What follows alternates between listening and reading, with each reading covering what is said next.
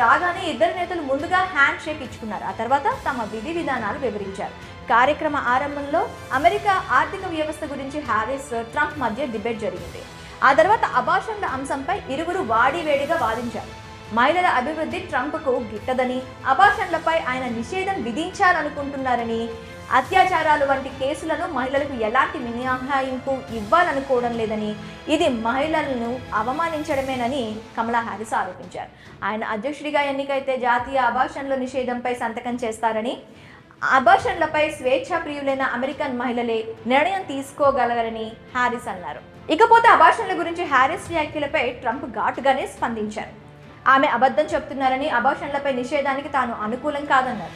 ఆ బిల్లుపై సంతకం చేయనని, అయితే 8-9 నెలల అబార్షన్లు ఎలా చేస్తారని, దానికి తాను అనుకూలం కాదని ట్రంప్ స్పష్టంగా చెప్పారు.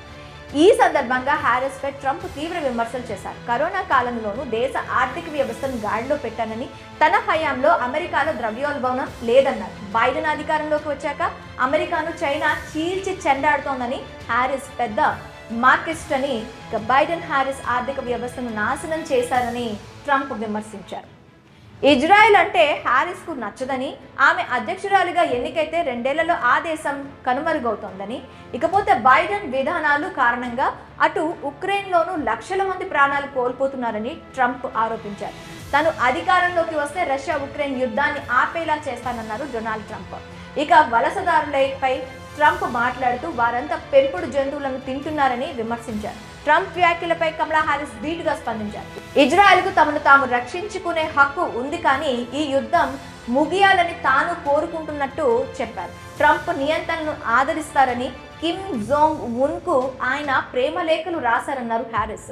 ప్రపంచ నేతలు ఆయనను చూసి నవ్వుతున్నారని హారిస్ ఎద్దేవా చేశారు. పొలిటికల్ డిబేట్ ప్రారంభంలో వీరిద్దరూ పలకరించుకుని హ్యాండ్ షేక్ ఇచ్చుకున్నారు. గత కొన్నేళ్లలో జరిగే లైవ్ డిబేట్స్ లో అధ్యక్ష అభ్యర్థులు ఎవరూ ఇలా హ్యాండ్ షేక్ ఇచ్చుకోలేదు. వీరిద్దరూ కొత్త సాంప్రదాయానికి తెరతీశారని అమెరికన్ మీడియా ఇప్పుడు అంటోంది.